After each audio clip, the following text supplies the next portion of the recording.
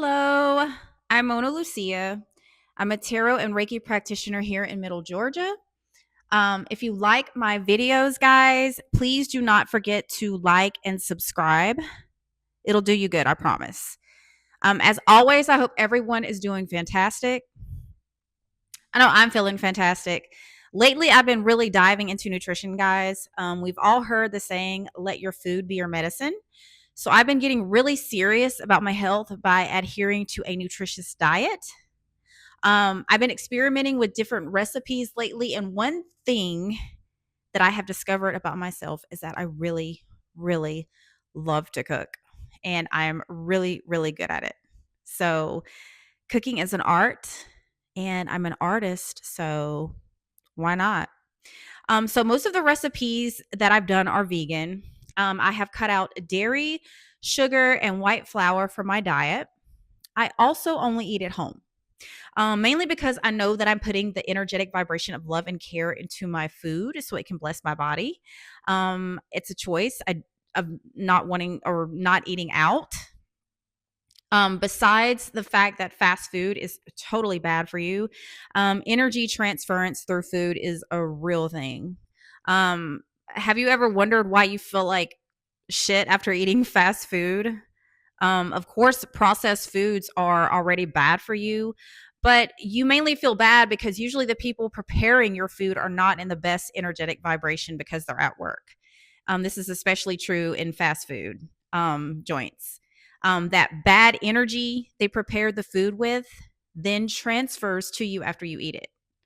I know you guys think I'm crazy, but it's true. Do an experiment and be conscious of it next time you eat out, and then get back with me. So what you put in your body really matters, from the type of food to the energetic vibration the food is prepared with.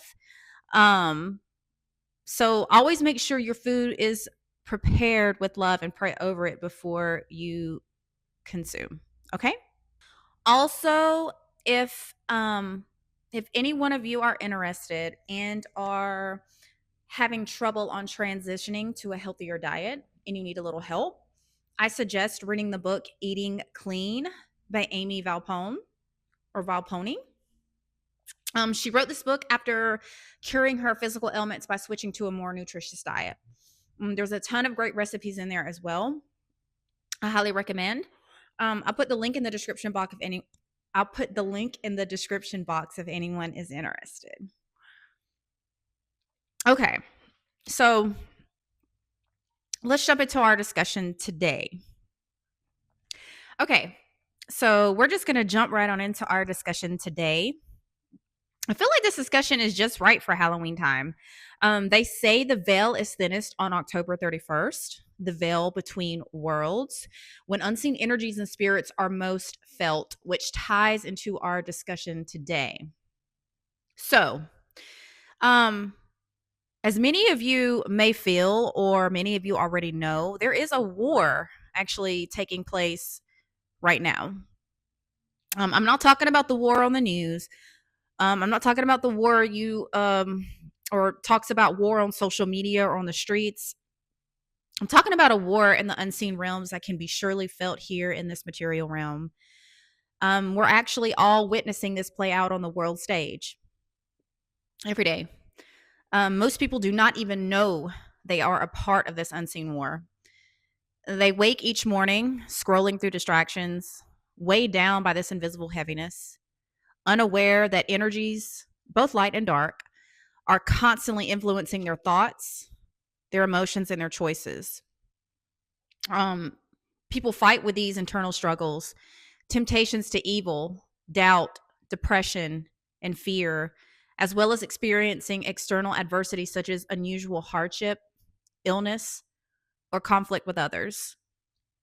This is playing out in every individual on every level at this time.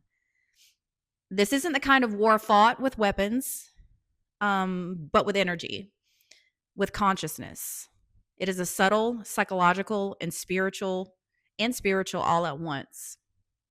Our hearts, our minds, and our energy fields are vulnerable at this time. Scrutiny and introspection of oneself is key. Having gnosis of this and accepting this as truth is the first step in protection. As a Reiki practitioner, I've come to understand that the unseen world isn't just a metaphor, it's a living reality. Energies are always in motion, constantly seeking resonance. The spiritual realm mirrors the human psyche. If you are a believer of the word, Yeshua actually stated in Ephesians 6:12, King James Version, "For we wrestle not with flesh and blood, but against principalities, against powers, against the rulers of the darkness of this world, against spiritual wickedness in high places." This was written in the scriptures long ago. Yeshua foretold this war I'm speaking of. He emphasized that the spiritual struggle is not against physical human beings of flesh and blood, but against unseen spiritual forces of evil. I mean, I'm pretty sure you guys have heard of demons and fallen angels, who hold positions of power in the unseen realm.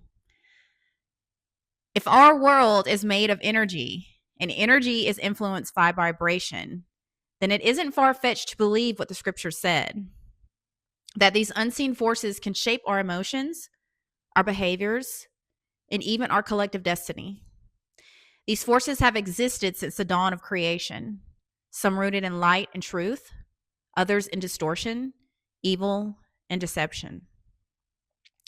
The darker energies often work subtly. I think I said that right. They thrive on chaos, confusion, addiction, and fear because those frequencies are easy to attach to.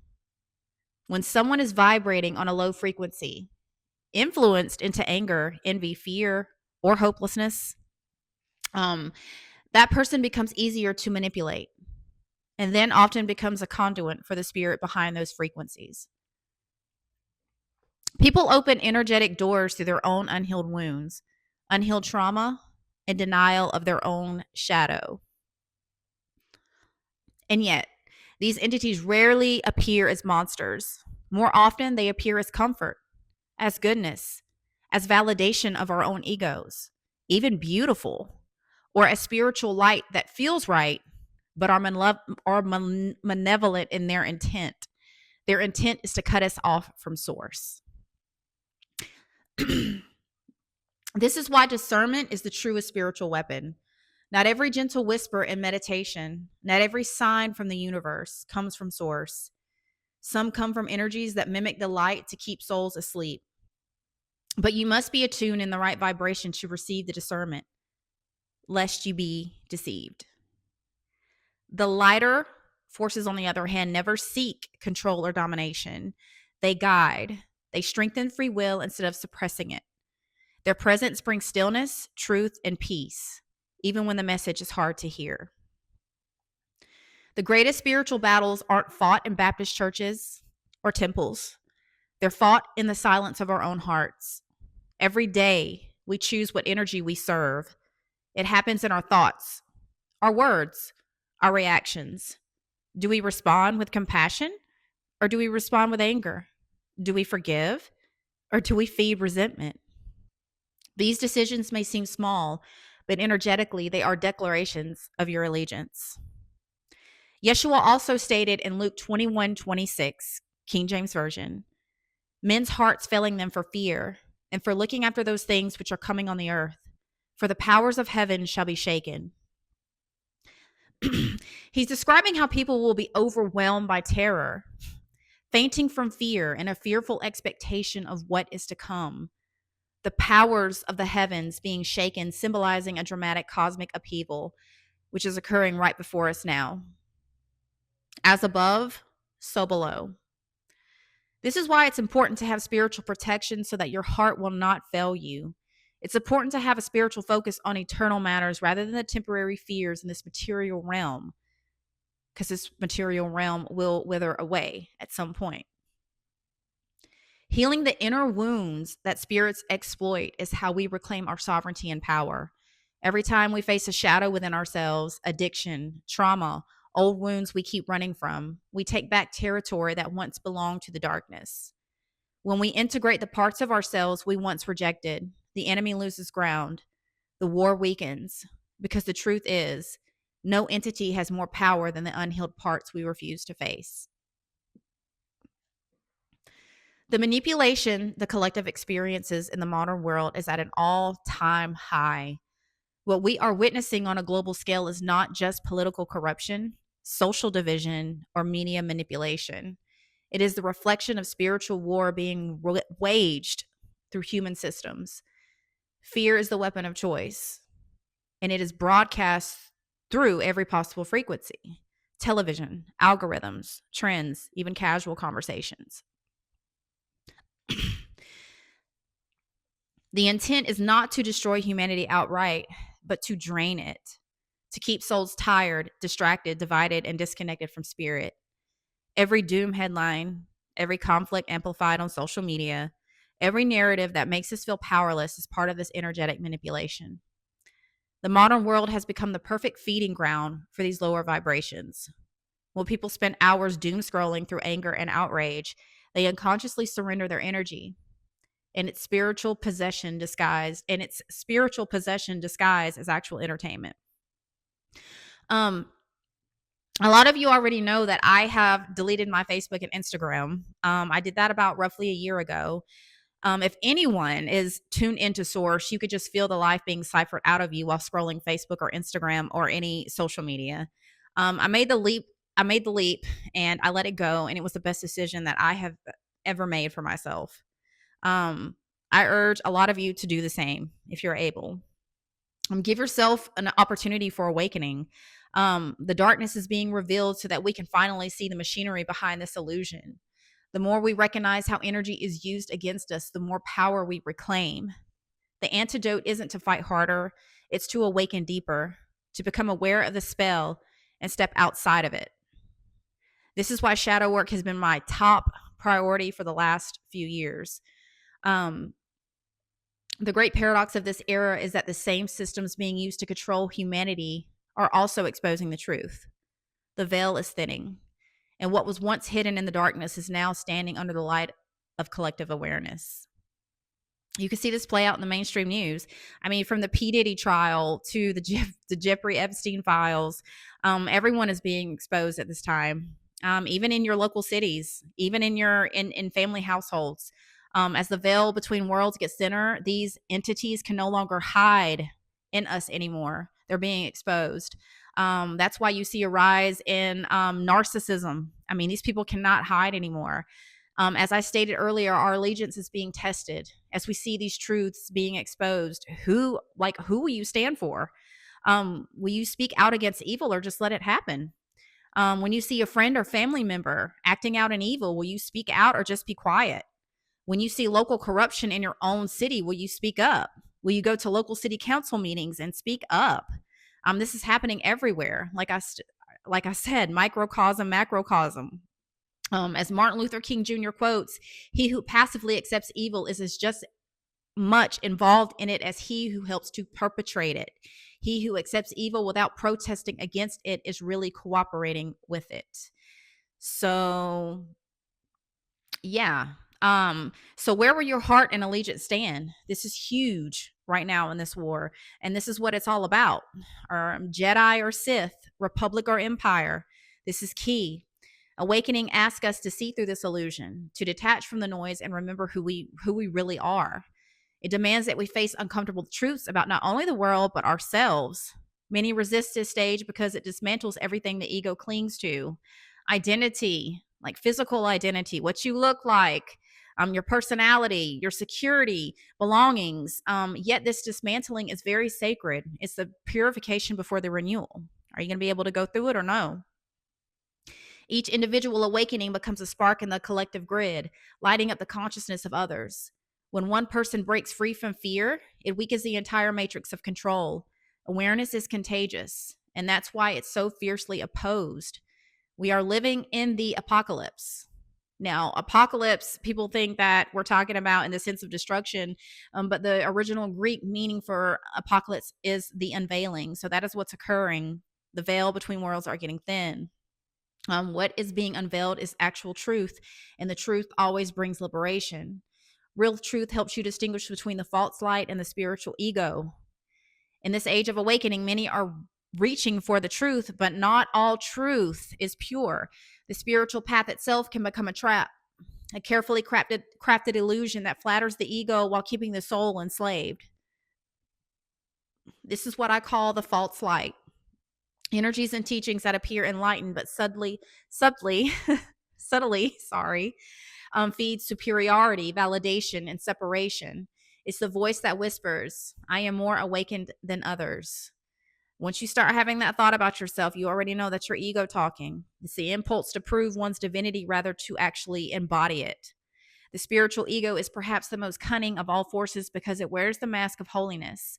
It convinces healers, Reiki practitioners, empaths, seekers that they've arrived and that there is nothing left to learn or to heal. But the true light doesn't inflate, it actually humbles. Real growth dissolves the need to be seen as spiritual. The more you know, the more you don't know. It quiets the self instead of glorifying it. The false light is one of the most powerful weapons in modern spiritual warfare. It distracts those who mean well. Light workers, teachers, Reiki practitioners, healers, turning them into tools of the very energies they once sought to dispel. The lesson here is not to distrust spirituality, but to sharpen your discernment, as we talked about earlier. True light never seeks validation. It simply is. It guides through presence, peace, compassion, and integrity, not performance or perfection. Awareness is our armor in this battle. Awareness is the shield of the soul, the golden light that repels illusion and aligns us with the truth. When we are present and conscious of what energy we engage with, we reclaim our power. Daily alignment practices, meditation, Reiki, grounding with nature, breath work, journaling, even yoga, mindful detachment from toxic influences, restore balance to the field around us. This isn't escapism, it's energetic hygiene. It's remembering that our frequency shapes our reality. The more we stand in awareness, the less control these forces have. Awareness anchors us into truth. And as I stated, truth is the purest form of protection. So it's important to remember who you really are, guys. Um, you know, you're a sovereign soul of infinite light. We were not meant to live in fear, confusion, or bondage. You came here to remember, to awaken from the dream of separation and reclaim your rightful place as a conscious creator in this war, in this cosmic story. The forces of darkness have always sought to convince people and humanity of its smallness, but the truth is their power ends where our awareness begins. Will we choose to be authentic, act out of compassion, address our shadows, to breathe in peace, to refuse to surrender to this fear, then the illusions will start to fade away and the light will get stronger. Now, saying all of this, we are not victims. We are just participants. The shadow that rise now are not the end. They are the unveiling, the purification, the sacred fire that burns away what no longer serves so the truth can emerge. Okay? We are all walking each other home. Okay? We're all a part of this. So what's unfolding in our world isn't the end. The light within you has always been stronger than the darkness inside. Keep your heart open, your energy clear, and your spirit anchored in truth. Remember who you are.